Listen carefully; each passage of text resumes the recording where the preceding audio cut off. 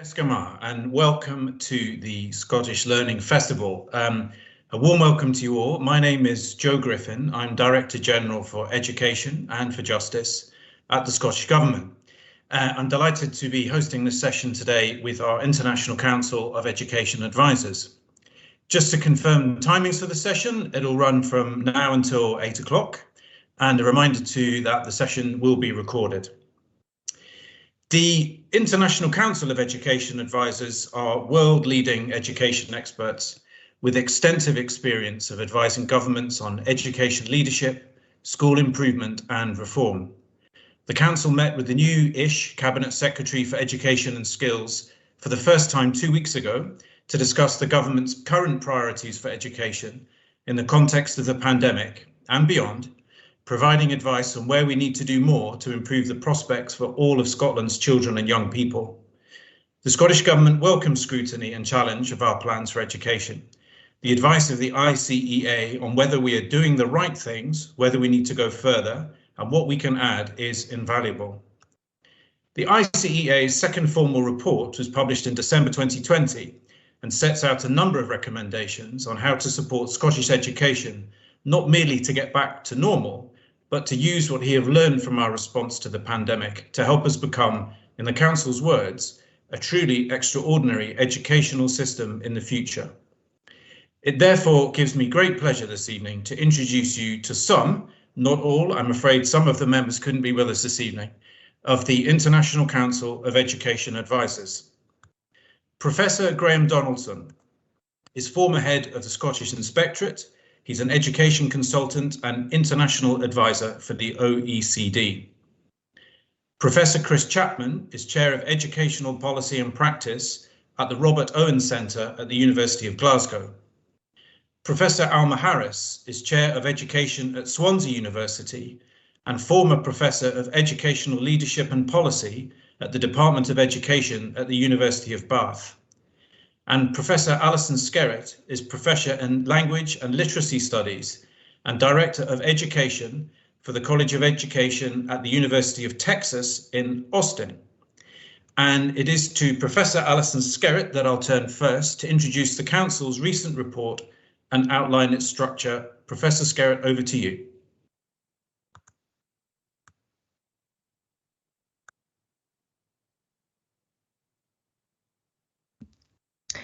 Thank you, Joe, and good evening to everyone. I apologize, I was muted. So I will just set out sort of the structure for our time together this evening and the points that have been addressed in our 2020 report, which we titled Navigating the Pandemic and Beyond, Redesigning Schooling, Teaching, and Learning. And also, we addressed governing and leading education system change and improvement. Next slide, please. So in our report, we addressed several areas, and that report is available on www.gov.scot, is that right? And so we encourage you to take a look at that report if you've not had an opportunity to study it yet. We will only be discussing some aspects of the report this evening. But the full report covers the issue of integration of digital technologies, expansion of learning outdoors, reform of assessments and examinations, and Graham Donaldson will speak about curriculum and assessment this evening. Then engagement of students, families, and communities, which I'll talk a little bit about in a few minutes as well. Next slide, please. Finally, we have discussions around the issue of system leadership, partnerships, and collaboration for network learning system. Professor Chapman will discuss this area with us this evening, and then also the area of leadership that Professor Harris will take up in our time this evening. And so we I will then turn it over to Professor Graham Donaldson to discuss curriculum and exams. Alison, thank you very much, and good evening, everyone. The topic of curriculum assessment and examinations is, of course, very, very pertinent and live in Scotland at the moment. It's interesting that following our report, we've had reports from the OECD and from Audit Scotland, all of whom have said something around these questions of curriculum and examinations. And of course, we have Ken Muir, currently charged by Scottish Government with undertaking a broader review of the SQA in Education Scotland, which is very directly relevant to the question of curriculum and examinations. I think in terms of curriculum, the interesting thing to start with is that all of these reports have reaffirmed that the broad philosophy and direction of travel of Curriculum for Excellence seems to hold up pretty well. And although it was developed back at the turn of the century, that there's still a lot of international recognition of Scotland's leading role in thinking about the curriculum. And what was radical about, a number of things were radical about Curriculum for Excellence, but perhaps the most significant thing was that it tried to encapsulate a curriculum that was much more than a syllabus or a list of things to be learned, but talked about the way in which a young person's journey through the schools should help them to develop in relation to the famous four capacities of Curriculum for Excellence. And that arose out of a national debate in Scotland, which helped to establish the aspirations not just of the educators in Scotland, but of the wider community, of what they would like the education system to help to develop in their young people. Those four capacities grew out of that. It also was intended to allow greater flexibility in the curriculum, more local ownership of the curriculum in recognition of the nature and pace of change. And it was designed to help to release teacher professionalism by giving teachers much more opportunity to shape what happened on the ground. So the question that all of these reports have been addressing, including ourselves, is 10 to 15 years on, how far does that continue to hold good? How far do we need to think again? How radically might we need to think again about the curriculum? One of the messages of the report is that it's almost inevitable in terms of major developments that as they move forward, the specifics of what they're about can become fairly routine. We can lose sight of what was the original intention, and the process of putting the curriculum into practice can mean that it becomes fixed at a particular point in time. So the main recommendation which the Council has made is that Scotland needs to establish a review cycle within which there's a process by which the curriculum is constantly, is periodically reappraised, it's periodically assessed in terms of its continuing relevance and about our increasing knowledge about learning and pedagogy. So that the broad recommendation in the report is that perhaps going back to the great debate, but national debate back at the turn of the century, that a mechanism needs to be established whereby we can continue to have the ownership of the curriculum broadly based, but also have a curriculum which itself is open to change and stays relevant as it moves forward. Of course, the key question, one of the key questions about a curriculum is how do we assess whether or not what we are attempting to achieve through the curriculum, how those capacities are actually realised in practice, both through day-to-day assessment as young people move through school, and then at the stage of formal qualifications and examinations. Scotland was one of the early adopters of assessment is for learning, and indeed Dylan William has over the years spent a lot of time in Scotland working with teachers throughout the country in taking forward the formative messages about assessment is for learning. The most important assessment questions are sometimes not asked, and one of them is, what are we assessing for? What do we hope to achieve through the assessment? Is assessment designed to help children progress in their learning? Is assessment intended to assess whether or not they've achieved particular competence? Or is assessment primarily for selection for some purpose or other?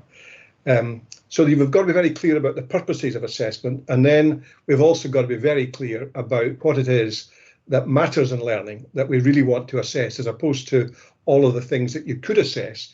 What is it that really matters is integral, the essence of what we want to achieve. And actually those two things can be in conflict. The purpose of assessment and what really matters there's a big job which Gordon Stobart in his recent report for the OECD on assessment in Scotland, balancing validity, reliability and manageability. Selection requires high reliability, requires a big emphasis on fairness. And to do that, sometimes you have to restrict what is assessed in order that you can measure the subset of what you're trying to achieve as fairly as possible. But Curriculum for Excellence provides a much broader agenda in terms of what it is that we might want to assess. So the report is posing the big question about the extent to which the broad ambitions which were in Curriculum for Excellence are being realised through our assessment processes, and then particularly through our system of formal examinations and qualifications. So the big question for Scotland is how can we use the learning from the disruptive effects of the pandemic to repurpose our approach to assessment, and particularly our approach to examinations? Can we be very clear about what matters, very clear about the nature of what it is that we believe it's important for young people to have acquired during their time at school, and then to create a mixture of modes of assessment, which will almost certainly include formal examinations, but may involve us making much more use of the opportunities afforded by digital technology, and particularly more opportunities, as we have found out in the last couple of years, to see how far teacher judgment can be an integral part of the formal examination qualification process. So the report is saying, can we link Curriculum for Excellence to thinking long and hard about the nature of qualifications and examinations, the nature of assessment, and make sure that what we are assessing is what we are professing, that we're assessing what really matters. That's my section finished. Thank you.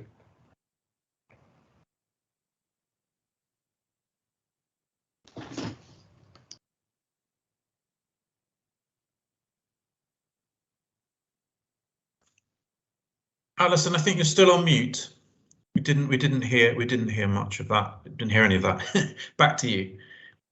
Thank you. Appreciate that, Joe.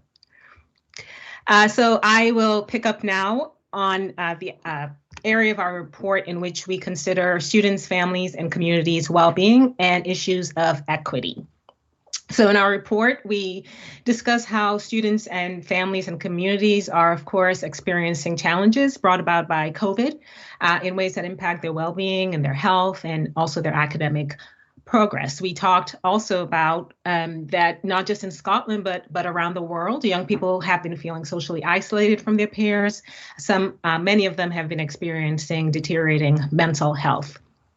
On top of that, we also considered that communities that have long been most vulnerable and been less or least resourced are also bearing stigmas of being most affected and also infected by COVID. And that's certainly the case here in the US.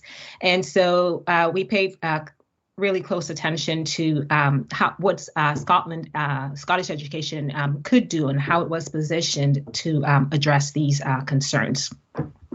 So we, as Graham mentioned, we definitely discuss issues of technology and questions such as what are the best ways to strengthen all students' learning and well-being with as well as without digital technology. We also then talked about the digital divide and how COVID has been amplifying the existing inequities in education. Something else we discussed was the aspect of physical spaces and outdoor spaces. So in which communities are students more likely to have opportunities to safely interact outdoors with one another, and in which communities might there not be as much access to that sort of environment, and so environmental equity in that sense. Then we turn to Curriculum for Excellence, which, as you know, the Council has repeatedly expressed support of and appreciation for. And we thought that within CFE there were definitely some ways of addressing inequities that have been that COVID has really amplified. And so one of the things we stress in the report is that we want to be careful about not labeling an entire generation as Generation COVID or Generation C in a way that some analysts have been doing, because we are concerned that that label sort of exaggerates the challenge that communities and learners and families are facing, and sort of dims how they've been resilient, the capacities that they've developed to respond to COVID and to one another in ways that support and sustain them. While we definitely want to acknowledge that there have been negative impacts, and we do want to continue supporting these communities. And so then finally moving into CFE, we sort of honed in on a couple of areas in CFE that we felt that Scottish education could consider moving forward to address these issues of students' well-being. And so we considered questions, or we posed questions in our report, such as how can CFE principles related to well-being and confident learners be translated into educational practice? Another question we asked was, how might educational practices in school be more inviting of the knowledge and the resources of families and communities in educating students? And also considering how might Scottish education increase family and community capacities to support young people in increasing their resilience, in increasing their well-being, and in making positive choices. And so I will stop here, and I will hand it over to Chris, who is going to talk about partnerships and collaboration. Thank you. Hi, good evening, everybody, and thank you, Alison. It's really good to be here with you this evening, and thanks for joining us. Yeah, I wanted to talk about sort of collaboration and partnership, and of course, collaboration and partnership aren't new ideas. They're as old as the hills, really. We've been collaborating for centuries, perhaps even time immemorial. But what we've found, I think, is that it's very easy to talk about collaboration, but actually it's much more difficult to actually operationalize and engage in what I call authentic collaboration. You know, we've all sat in meetings, I think, where you've looked around the table and there are some silent partners. They're there in body, not in mind. That's not authentic collaboration for me. Authentic collaboration is when people are bound together by a shared set of values, a shared vision, shared goals. They move beyond the transactional. I'll do this for you if you do that for me.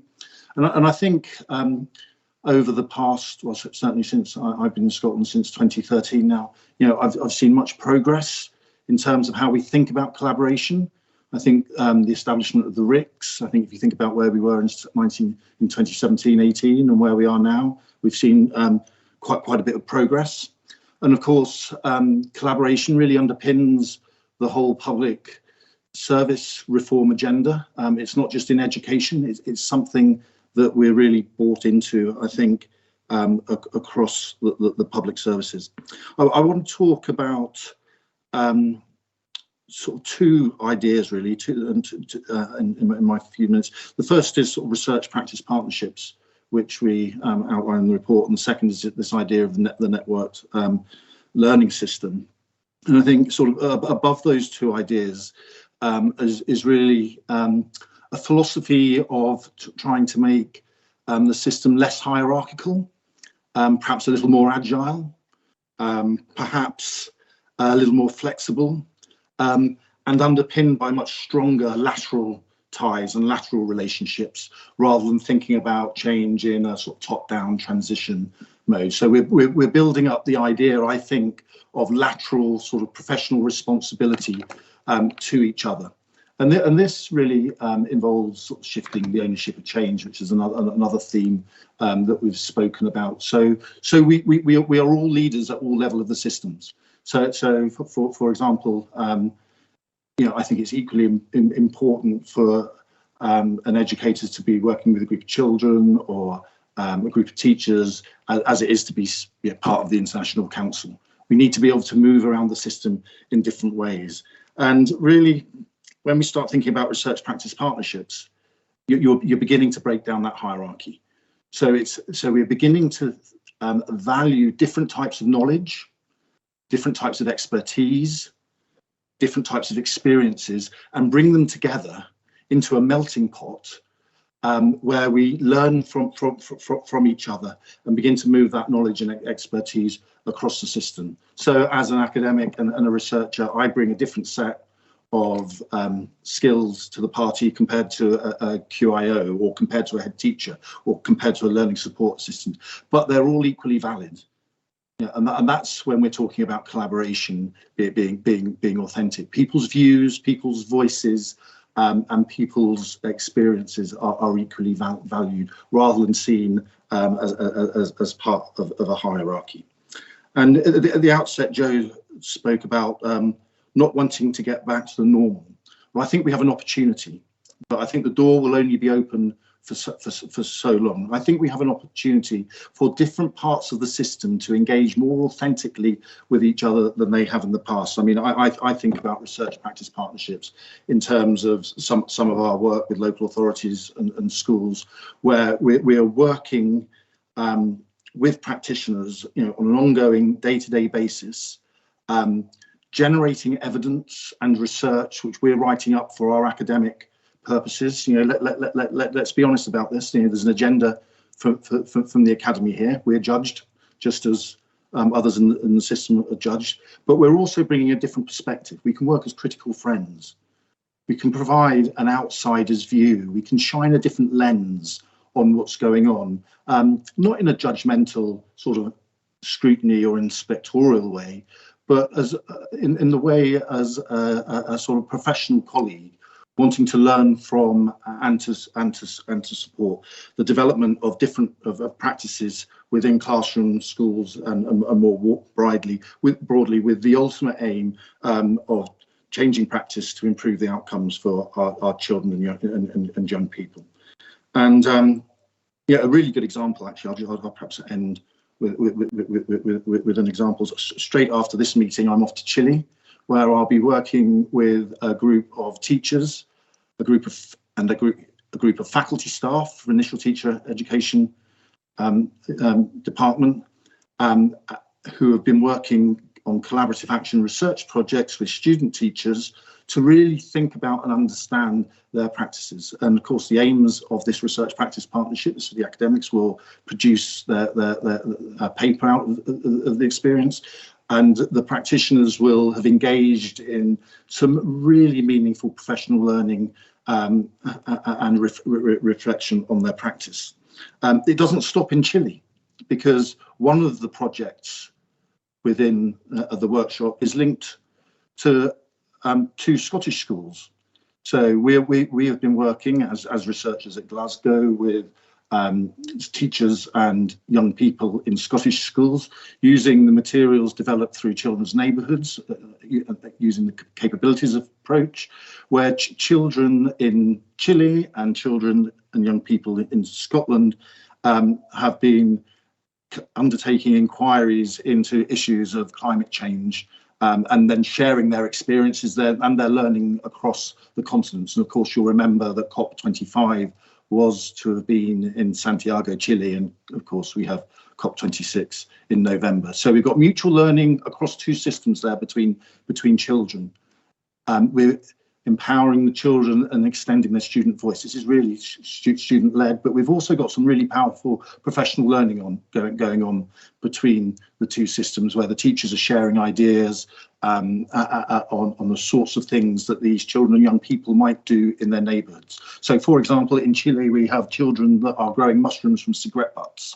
They're exploring how they can get rid of some nasty smells from a dog cemetery in their neighbourhood, and they're measuring levels of CO2 and other things with some sensors that have been part of the project.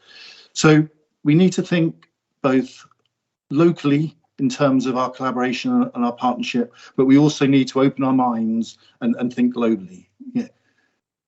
The pandemic has really given us another vehicle in the way that we've accelerated the use of technology. I don't think the sort of thing that we're doing now we would have been able to establish before the pandemic. But collaboration with purpose is definitely the future, and I think if we can use the technology to support the way we think about collaboration, then possibilities are limitless. Thanks very much. I'll pass on to Alma. Thanks, Chris. The possibilities are limitless if your internet works effectively. So I'm hoping mine will remain stable for the next few minutes. I want to talk a little bit about leadership, because throughout this pandemic, we've seen phenomenal leadership at all levels in the system, not just this system, but throughout the world. And I think one thing that Scotland's been really good at in its education system is to continue the focus on leadership at all levels. Chris said this, at all levels, as a driver of reform and improvement. And in our first report, we commented on the centrality of leadership and leadership development of the profession. And in our second report, we recircled to it because it remains even more important as we've seen through this pandemic. So I'm going to talk a little bit about leadership development, and the place of the profession, I guess, as we've worked our way through and are working our way through this pandemic.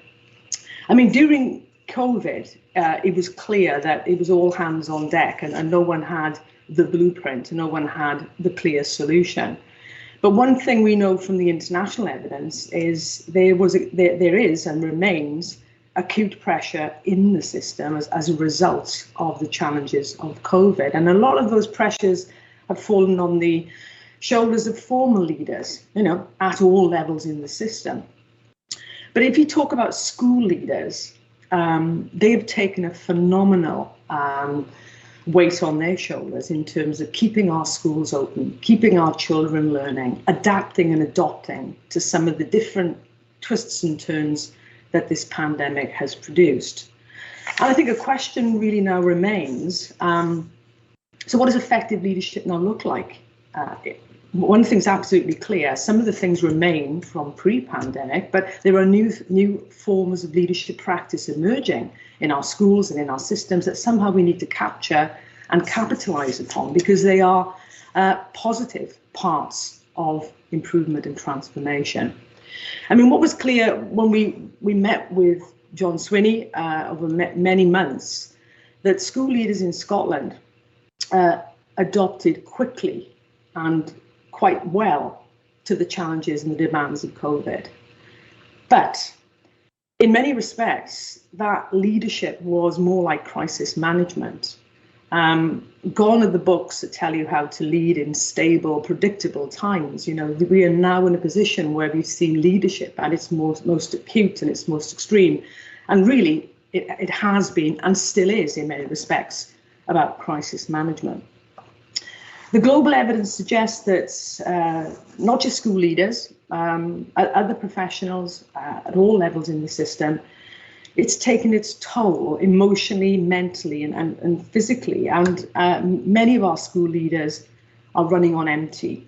And that's something, I guess, that we have signalled to the Scottish Government, not that they can immediately resolve that problem, but a recognition that people are tired, worn down, and there needs to be some support around well-being, emotional health, mental health. And that's the same for the profession in its wider sense.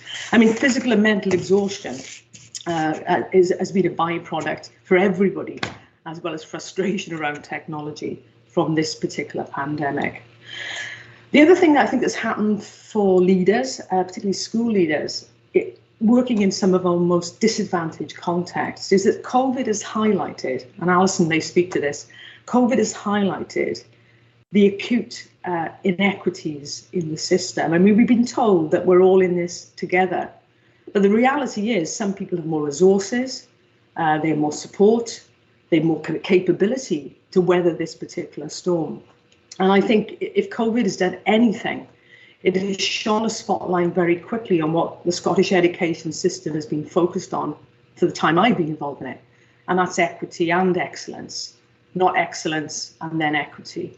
And I think this absolute moral purpose around equity is pivotally important in Scottish education, and I think something that other countries should be looking towards Scotland for a lead on how we get excellence, equity and excellence. I think in the report, we talk about the importance of the attention to the well-being of school leaders. And I know that Education Scotland in 2020 responded to our call for more one-to-one mentoring for individual school leaders by introducing a mentoring scheme. And that's great. But I think there's more we can do to support our leaders and our teachers in our education systems, not just in Scotland, but in Wales and globally. And one of the controversial things I will say, and we say this in the report, is maybe it's time to take the pressure away from schools of inspection, accountability, that pressure in a way that is on top of the daily pressure of COVID. And that's not necessarily easy to do, but I think if we're thoughtful about it, we can reduce some of those external pressures on schools and allow them to get on with the day job of making, you know, the learning of young people as productive as it can be. Some final thoughts, I suppose. I mean, I'm someone who's written about leadership, developed lots of different programs, taught on master's programs, but I am absolutely certain that the leadership landscape has changed dramatically as a result of COVID. The practices have changed. The way in which leaders are working together has changed. And Chris talks about collaboration. And one of the things that is important to remember, and I say this, it's not my quote, but I wish I said it, and that is isolation is the enemy of improvement. And I think as we go forward as education systems, I think that has to be the mantra, that we have to work, as we have done in COVID, more collaboratively, cross-sector, more willingly, to support each other. I think a challenge to the Scottish education system and those who very ably produce the leadership support programmes is to think a little bit differently now about what those programmes might look like post-COVID, if we ever get to that point. But overall, I think the residing message from our report is a very optimistic one, and that is that the profession, including school leaders and leaders at all levels, have really shown incredible resilience, fortitude in this very, very difficult time. And the one message I think that we've underlined as a council is trust in the profession, because they have done an outstanding job in the most difficult circumstances. So it's time to repay back that hard work, not just with trust, but engaging them more in the policy development and the research work and the collaborative work that makes the Scottish education system so effective. Thank you. Wow, thank you all very much indeed. That was completely brilliant, brimming with not just expertise, but real humanity, actually, which is entirely appropriate for the situation we find ourselves in. I'm extremely grateful to all of you for those contributions. I should say as well that those small presentations only cover sections of the report. That's not even a comprehensive look at the report overall. So I do commend it to everyone here this evening to go away and to read the whole document. So we are now open for questions. The way that you can pose a question is to put it into the chat bar. It will then reach us here at SLF headquarters, and we'll be able to pick up the questions and put them to the panel. I'm really pleased to say that we've already had a couple come in, so I'm going to kick off with one, and maybe one of our panel members could raise a hand, or otherwise let me know which of them would fancy picking it up first. So we'll kick off with this one. The pandemic has had a profound impact, positively and negatively, on education worldwide. What would you say should be the lessons we carry forward in the Scottish system? How do we make the system pandemic proof? And I suppose that's a reference to, first of all, this pandemic isn't over, and secondly, there may well be another one day. So that seems like quite a wise counsel. Who would like to pick that one up? Alison, thanks very much. Well, I'll start off, and I'm sure others will have some additional insights to provide. Some of the things that we noted and discussed included the importance of outdoor learning.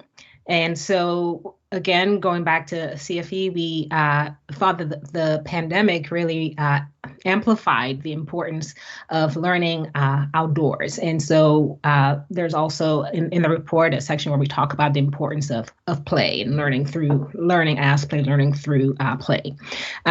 An obvious one, of course, is the importance of digital technologies and the importance of everyone having equitable access to those technologies. And so good and bad, right?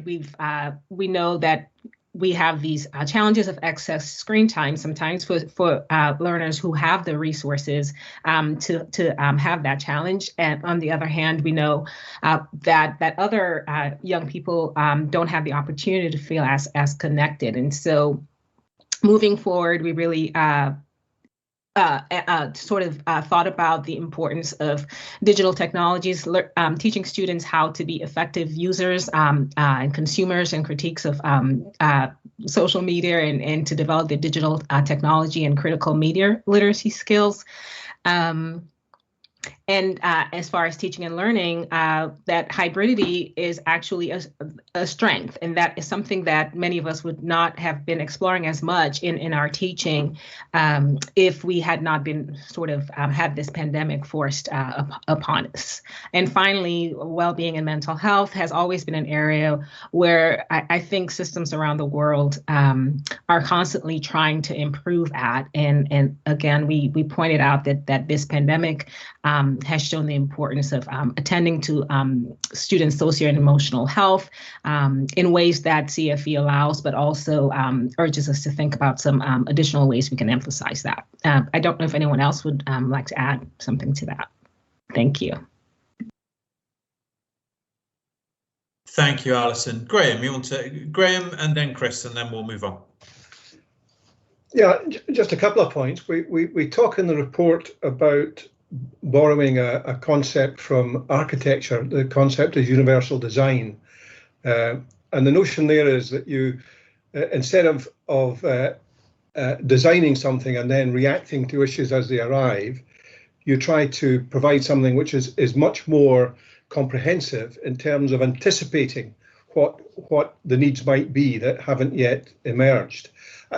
Interestingly, Gordon Stobart in his report on examinations contrasts the essentially Anglo-Saxon tradition, which is very heavily focused on the sit-down paper and pencil examination for 2-3 hours in an examination room, with systems elsewhere where there has been much more engagement of the teaching profession in terms of assisting in the process of determining the qualifications.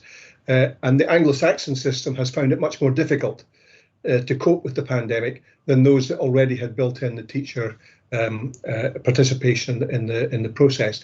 And that's an example, I think, of the what ifs that we need to think about so that we're more ready as a system. The pandemic has accelerated and accentuated trends that were already there. It's accelerated the way in which digital technologies were becoming much more integral to teaching and learning, integral to pedagogy, rather than something which assisted more traditional forms of pedagogy. That was already beginning to happen.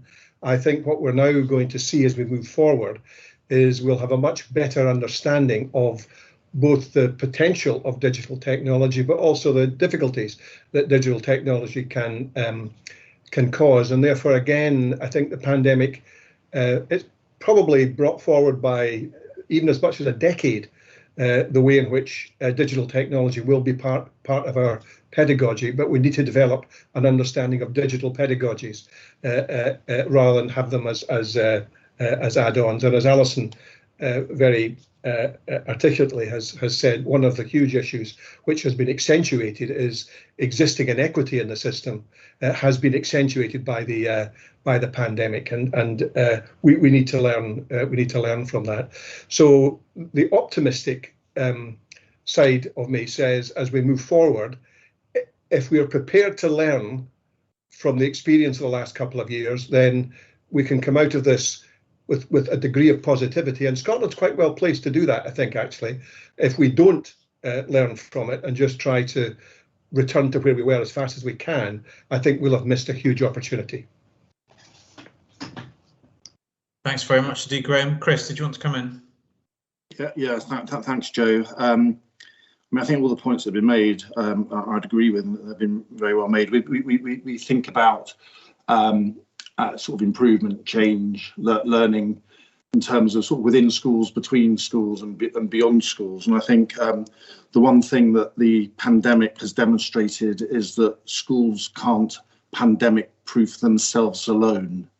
Okay, so now more than ever, we need to take a holistic, place-based approach that joins schools with other services and other dimensions within the community, whether that be housing, whether that be health and social care. We need to really channel our energies and our intellectual commitment to thinking about how we can make this work and build bridges across those different services, which, despite huge amount of effort, still remain relatively siloed in places. And it goes back to the point about collaboration and the need for authentic collaboration, so that we have a really joined up approach that really supports children and young people in every way possible. So for me, that's the challenge, and perhaps even the Holy Grail. Great, Chris, thanks so much. So we've got some questions coming in now, which is great. I think what we will do is probably just ask for one member of the panel to speak to each question from here on in, and that way we'll get through as many as we can. So there's a question in from Pauline Stephen. Hi, Pauline. In what ways do we best embrace the tensions, regulation and trust, accountability, agency and empowerment, consider how they work together to underpin professionalism? So how do we embrace the tensions and see how they work together to underpin what we really care about there? So who would like to pick this one up?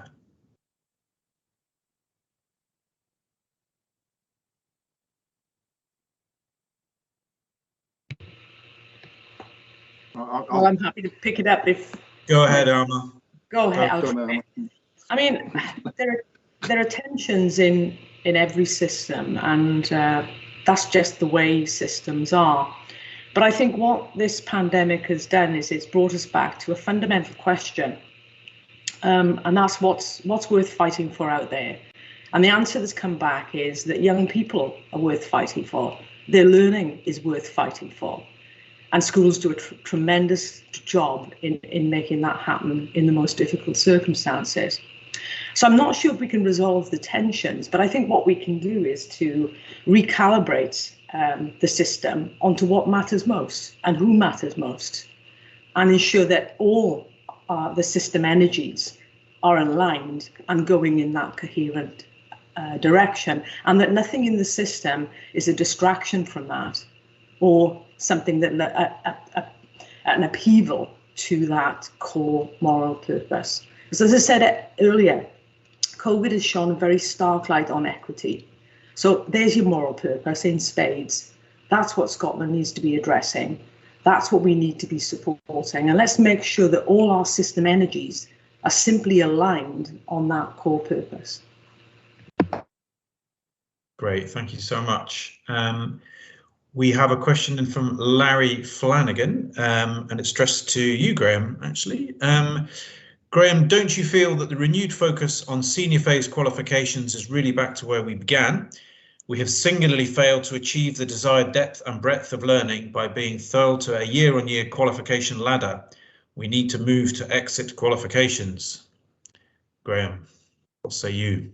Yeah, I mean, I have a lot of sympathy with the thrust of what Larry is saying there. I mean, the original conception of Curriculum for Excellence was that the breadth of learning, developing those 4 capacities, was for the entirety of education. It shouldn't stop at 15, and the move from the broad general education to the senior phase should be one which one goes into the other, rather than there's a break, or you move into a different approach to learning. So I do think, and Gordon Stobart makes the same point in his report, that Scotland, by having successive qualifications in 4th year, 5th year, and 6th year, arguably we over-examine. We put youngsters through too many hoops. The argument that people often use is that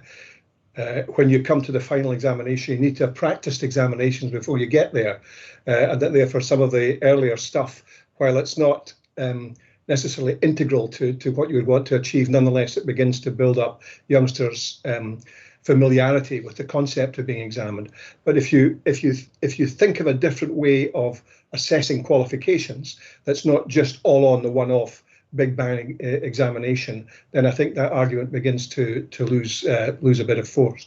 So I do think one of the things that we need to revisit is just exactly what is it we're trying to do with our post-15 phase, senior phase of education. How do we continue the philosophy of curriculum for excellence, which is so heavily endorsed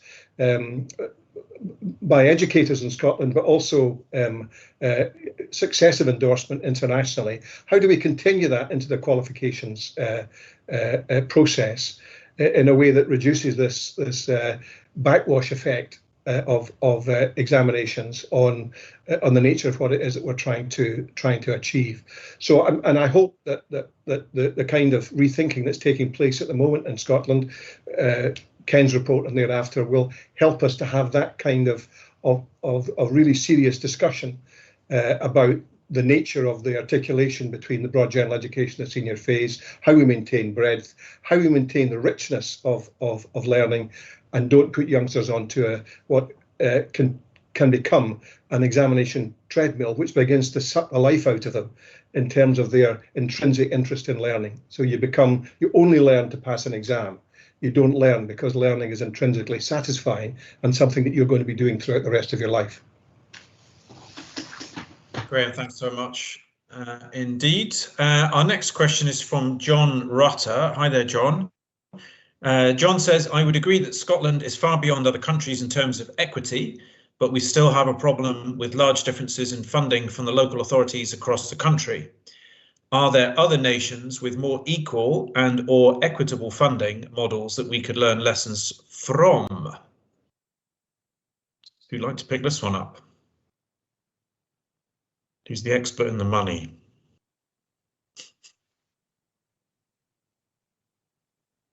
Graham. I certainly wouldn't profess to be an expert on the money, and I think the problem is it's very hard. That translation of funding models is very dependent on governance models. It's very dependent on culture. It's very dependent on the way in which education systems function. So I've done the kind of country reviews that OECD did of Scotland, in Australia, in Japan, in Sweden, and in Portugal. And in each case, there's a very, very different mix which makes up the nature of the education system, and therefore the funding models don't translate easily one to the other. So the more fundamental question, I think, is that we need to be very clear as we move forward in Scotland about the nature of subsidiarity, the nature of what's the relationship between the centre and the areas where education is actually being delivered. We need to have that debate in some depth, and then ensure that the way in which the funding models operate actually impact in the classroom, actually make a difference where it matters to the learning and teaching in the classroom. So it's not a direct answer to the question, which I wouldn't have the expertise to answer, but I think there is something underneath it which is very important. Thanks, Graham. Our next question is from Donnie MacDonald. Evening, Donnie. Alma spoke of the need to remove the burden of accountability and to trust the profession at this crucial time. A very refreshing and welcome view. Do the panel feel that there is enough trust and confidence within the Scottish education system and hierarchy to allow such radical and empowering change? Give Graham a pass on this one because he picked up the money question. Chris, over to you. Hi, good evening. And just to sort of finish off on the money question, as an observation as an outsider, I feel we have an awful lot of conversations that are driven about funding models rather than educational issues, and I compare that to working in other systems. So I think there is something about the nature and type of debates that we have as a system. It'd be nice to see a sort of shift in emphasis. But in terms of trust, I think it's really interesting that in Finland, there isn't a direct translation of the word accountability. The nearest word is responsibility, and this sort of goes back to Pauline's question as well. So, I think if we as a profession could build our professional or a sense of professional responsibility, then we would build more trust in the system. I think there's work to be done. I think the trust does exist, but it varies in different parts of the system and in different places in that hierarchy. And I see this in other systems, particularly small systems. If you think that we're a relatively small system, so I think a concerted effort by the workforce to really be strong in their professional voice about their responsibilities would lead to the generation of even higher levels of trust. Great, thanks, Chris. So our next question is going back to the pandemic and the phrase lost generation, which none of us have any great affection for. But the other phrase that you hear a lot at the moment is around catching up. Would any members of the panel like to offer a commentary on the concept of catching up and what that might look like in Scotland, if indeed we recognise that as a concept? I'd like to speak to that. Alison.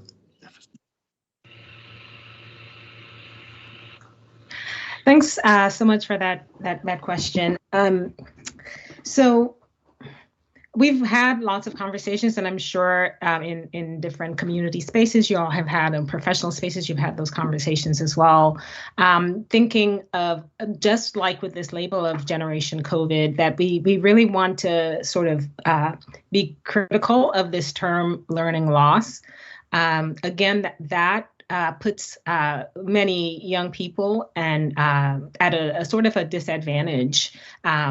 Again, putting that sort of deficit view on them, like what they have failed to learn rather than what they have learned.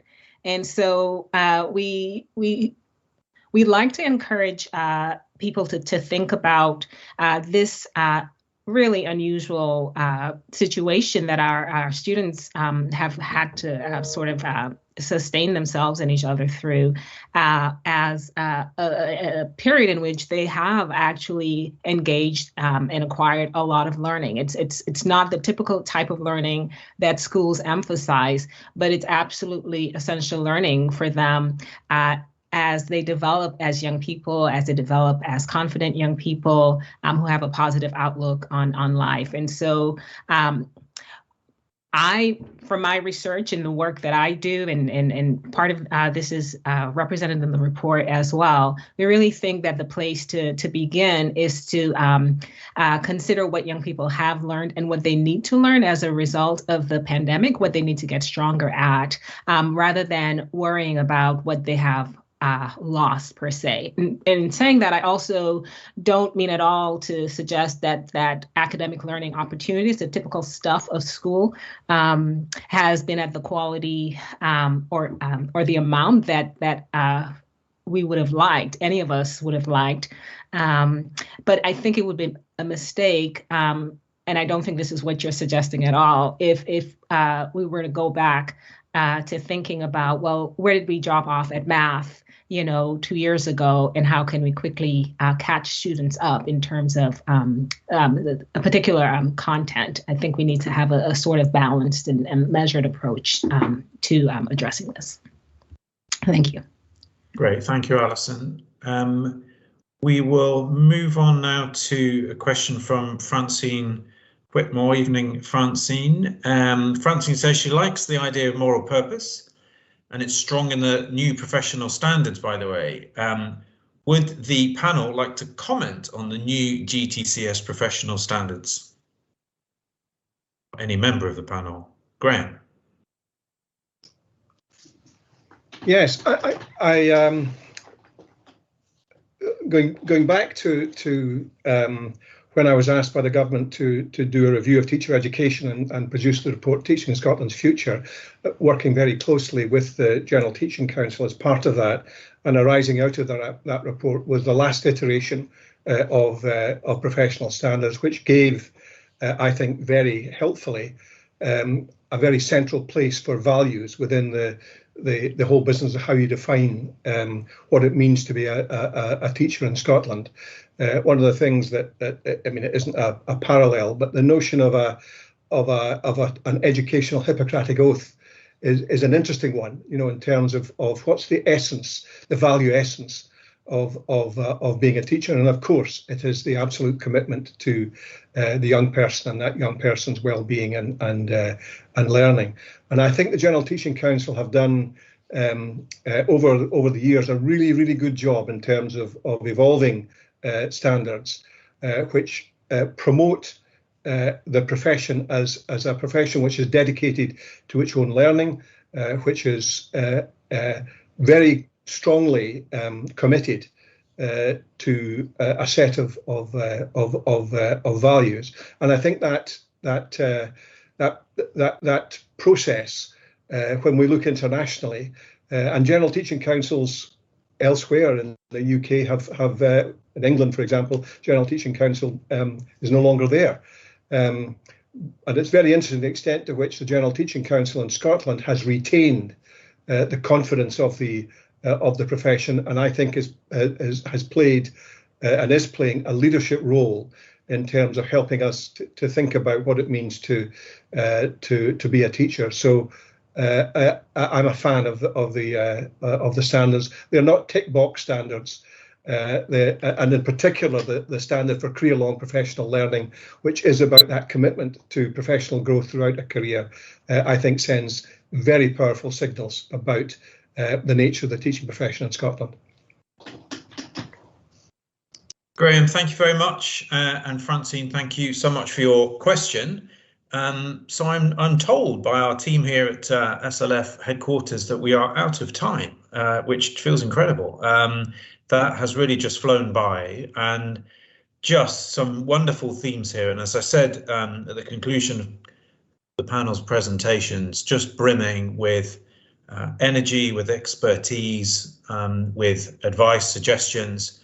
And I think that sense of moral purpose that flows through everything is the thing that strikes me and just feels very distinctive about our Scottish education system. So can I, on behalf of everyone, express our gratitude to the panel for this evening, for the work that the council does more generally, including those members that couldn't be with us this evening. Thank you all very much for coming and for your excellent questions, and to wish you all very well, and please stay safe, and we'll see you all again soon. Enjoy the rest of the festival. Thank you. Good night.